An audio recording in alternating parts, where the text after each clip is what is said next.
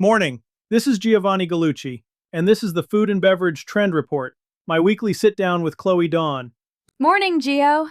It's already too hot to be alive out here, and I'm on iced coffee number 2 before 9. Fitting because coffee closes the show today. First up, the shelf your favorite brand rents is quietly selling against it.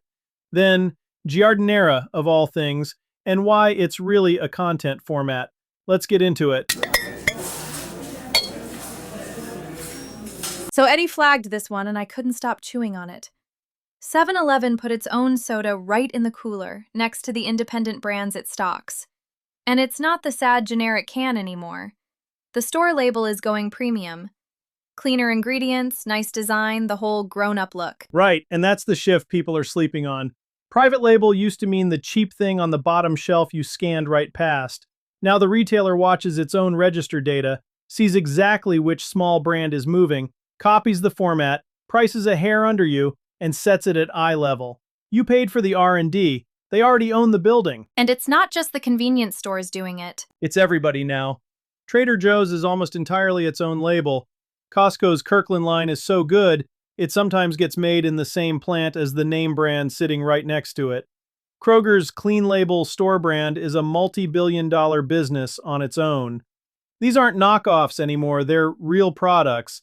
And they're aimed straight at the exact shopper a clean label independent spent years teaching to care about ingredients. That feels rigged.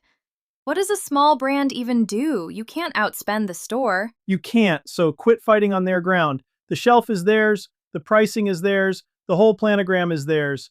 The one thing they can't manufacture is a person who walks in already wanting you by name. If enough shoppers ask for you specifically, the store has to keep stocking you, because now you're the reason for the trip. And that want gets built in the feed, weeks before anybody's standing in the aisle. And you've got a way to make that want show up somewhere a buyer can actually see it. Here's the one I keep coming back to. Turn distribution into a hunt.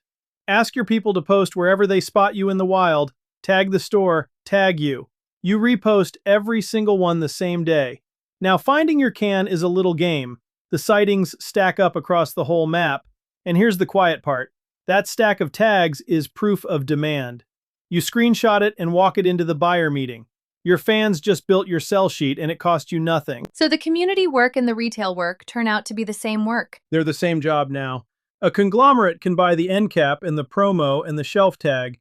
It can't buy 2,000 people who feel like they personally discovered you and want the whole town to know about it. And if a shopper can't even find you at their store yet, the hunt still does something. It does the most important thing. Every "where do I get this" comment is a pin on a map you send straight to your distributor. You reply, point them to the closest spot, and if there isn't one, you tell them which store to walk into and request you by name. You've turned a hole in the shelf into 100 people standing at a grocery counter asking for you.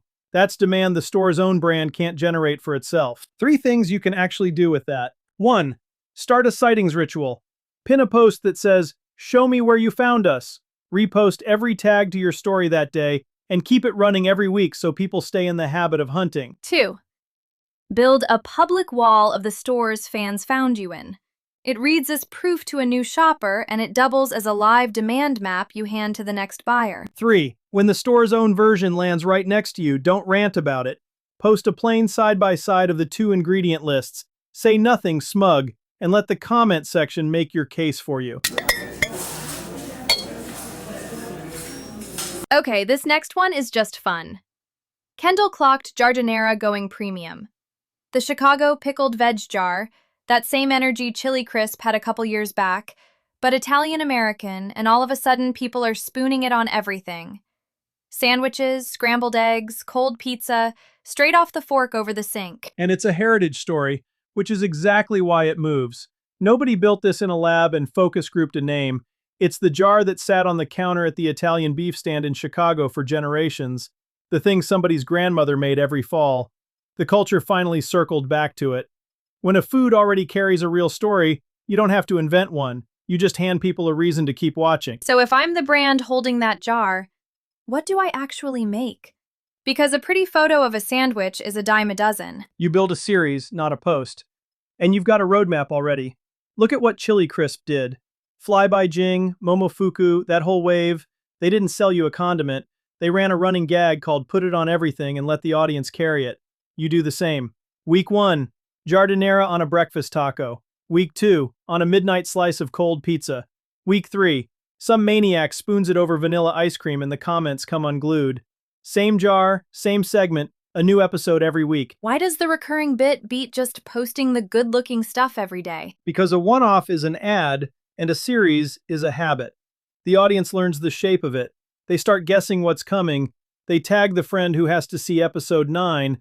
They show up for the bit and the jar rides along for free. A giant food company can buy a beautiful photograph any day of the week. What it can't buy is a running joke your regulars already know the rhythm of and feel like they helped write. And the heritage piece gives you something real to say in between the funny ones. That's the whole rhythm. One week, the format is pure fun, the pairing that shouldn't work. The next week, you tell where the recipe came from, whose kitchen, what town. The bit keeps them coming, the story makes them care whose jar they buy. Fun earns the follow, heritage earns the loyalty. Does it matter which platform you run the series on? Run it where the food already lives, which right now is short vertical video, and let it pour into the comments. But the sharper play is a standing collaboration. Every few episodes, you hand the jar to a deli, a taco spot, a home cook with a following, and let them do their own Put It on Everything.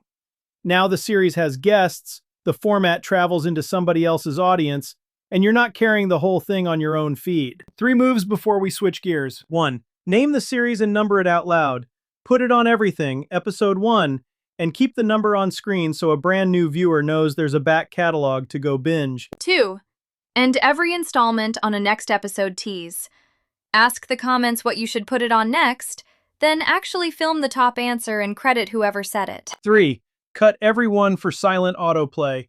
Big text, the reveal in the first second, because the whole joke has to land before anybody decides to turn the sound on. And back to my iced coffee. Kendall had craft cold brew brands selling out first-run drops, straight streetwear style. Limited batches, gone in an hour, a wait list for the next one. Everybody in the category is about to copy the drop. And most of them are going to flop because they're copying the wrong part. The drop isn't the engine.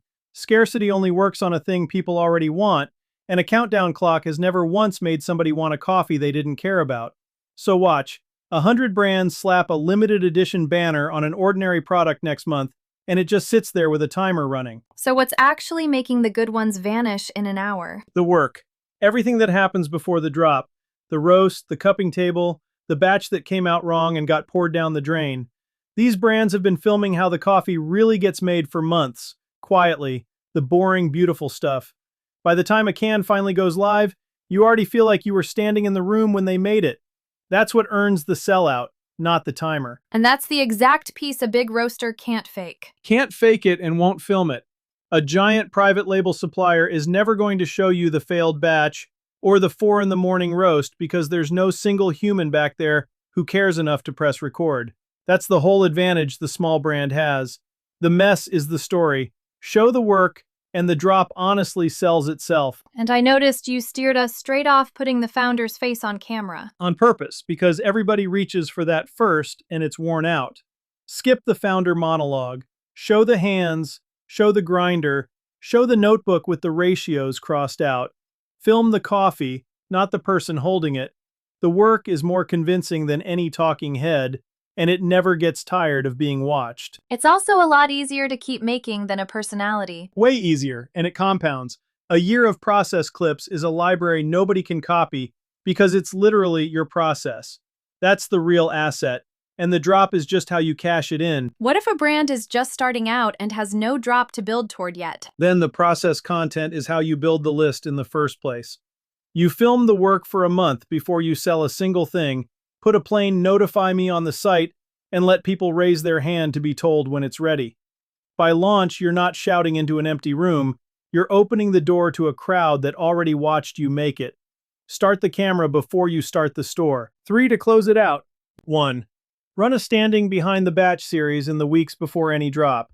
The test runs, the tasting notes, the rejects. The making is the marketing, so film it like it matters. 2.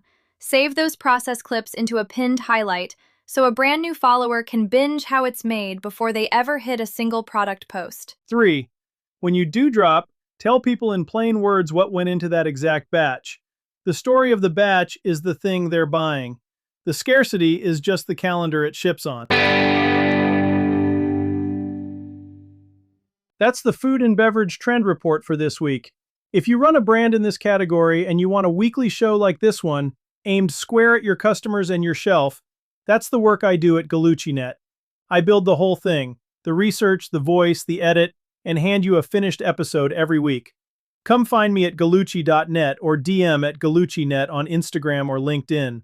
Chloe, go find some air conditioning. Already halfway there. Talk next week.